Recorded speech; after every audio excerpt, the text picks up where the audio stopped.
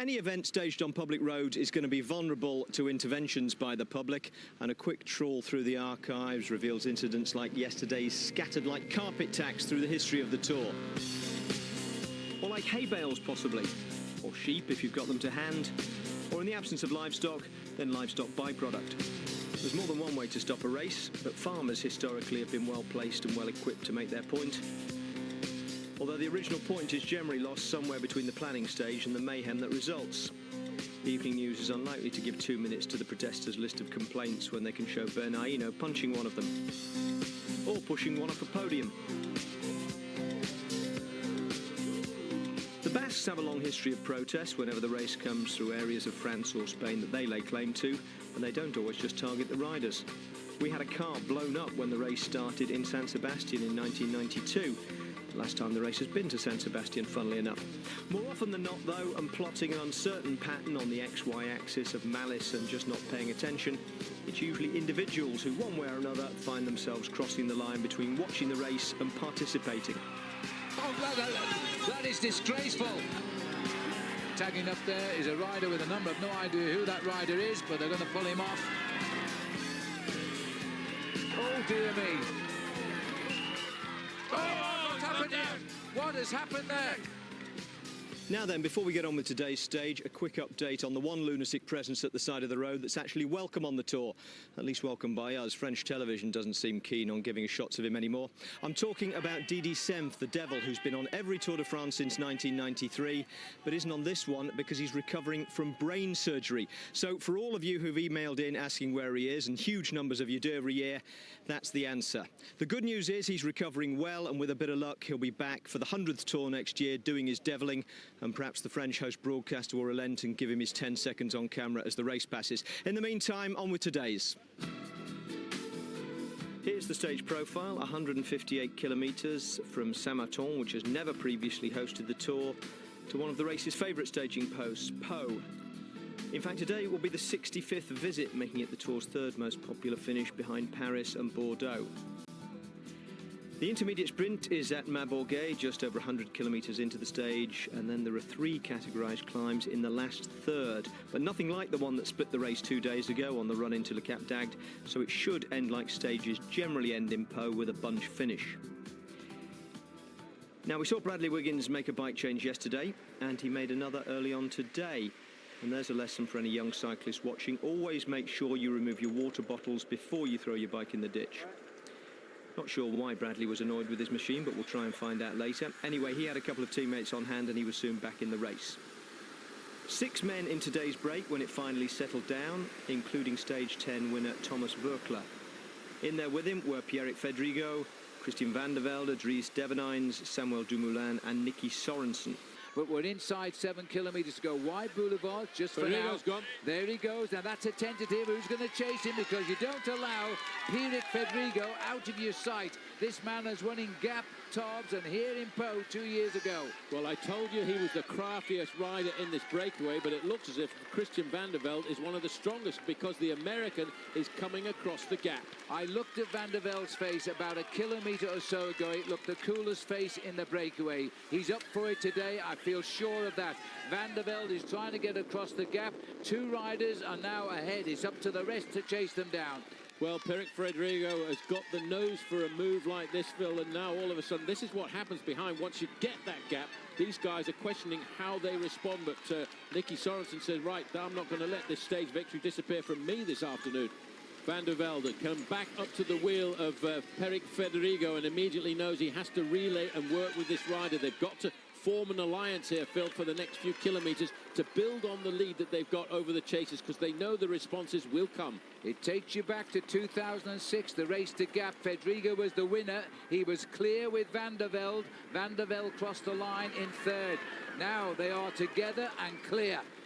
It's a difficult situation. Once you get the gap, they don't know which one will chase. The one that chases uses energy that he's trying to save to win the day. Well, they can't keep jumping like this. As you said, Phil, they need to organise. They need to start sharing the pace if they want to bring back that gap. It's 10 seconds and Voeckler jumps again. He wants to try and ride across this gap on his own, and he doesn't want any passengers on his wheel.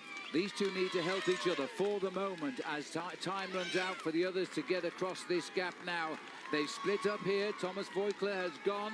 They're trying to put matters to right with Dries Devenens getting across the Voigtler. There's the gap. The two riders have got a very usable gap here. Well, Voigtler looks over. He knows he's got the gap. He insists with his effort now on the front of that group, trying to bridge to these two men.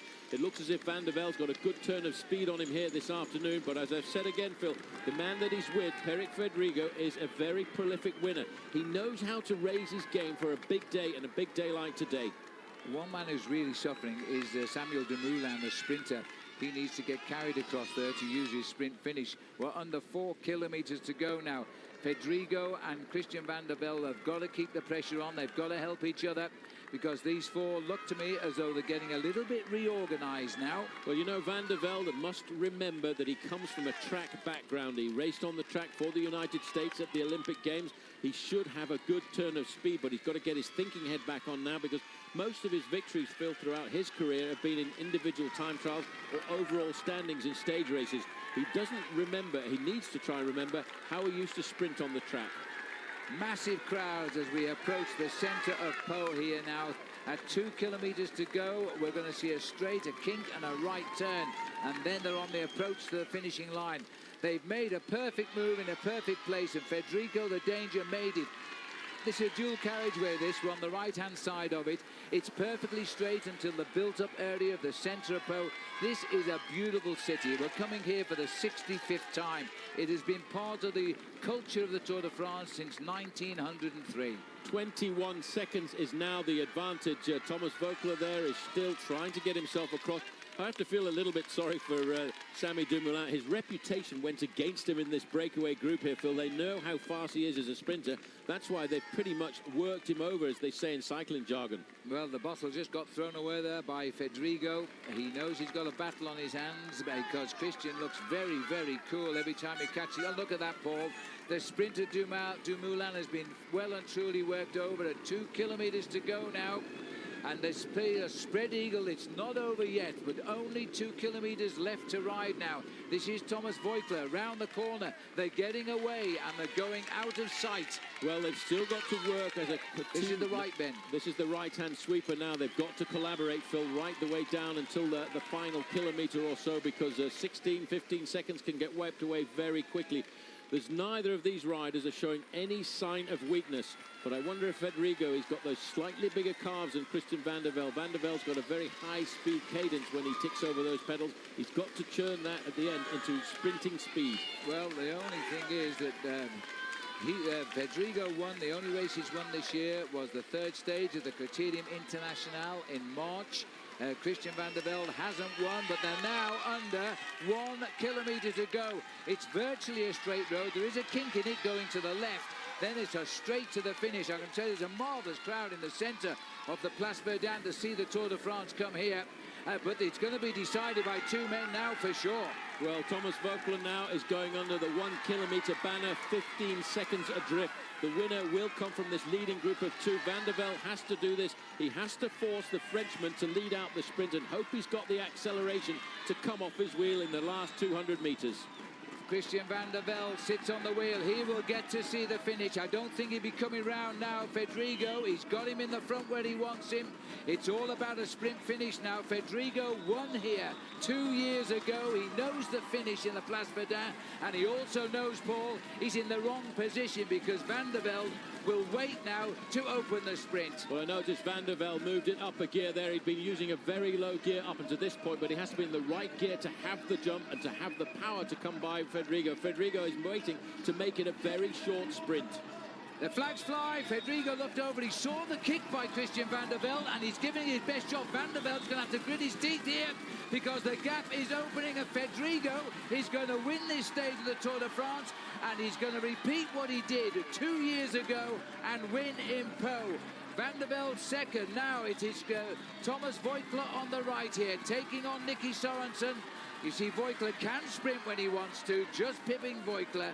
And Dries Devenens comes in 5th place. Yes, look at that. Sagan is moving. Watch Greipel. He's second in line now. Sagan's got his wheel and beavering away on the back wheel. Greipel's looking for him. Well, don't get misjudged, boys, because the sprint has started. Now, just how good is Sagan in a flat sprint as they start? That's Tyler Farrar on Sagan's shoulder. Sagan is happy to cross the line third. Greipel, Farrar, Sagan over the line. Ninth place behind Greipel and Farrar, and Peter Sagan another 14 points. He's now on 356. Andre Greipel got 18 on the line. He's on 254. So the gap between first and second is now over 100, and Matt Goss seems to have given up the fight in third. In fact, Peter Sagan has more points now than Mark Cavendish earned in the entire race when he won the green jersey last year. So as long as he finishes the race, he has that competition won. Another 6 men conceded that they wouldn't make it to Paris today, so 156 go into the rest day, and we'll see how many come out. Now, yesterday, you might remember L'Equipe published a revealingly frank interview with Chris Froome, in which he talked about being stronger than Bradley Wiggins in the mountains, his belief that he could win this Tour if he wasn't riding for Sky, and the frustration he feels at having to rein himself in on the climbs. Well, the tax sabotage story rather overtook that in the end, so we didn't get the chance to ask him about it. And when we finally did today, he was ready with a familiar explanation. Yeah, fine. I mean, there are a lot of things taken out of context there. There's no bad blood in the team. We're still here with the same goal. Nothing wrong with that. So another stage, another milestone for Bradley Wiggins. He's carried the yellow jersey from rest day to rest day and looked well placed to carry it for the rest of the Tour.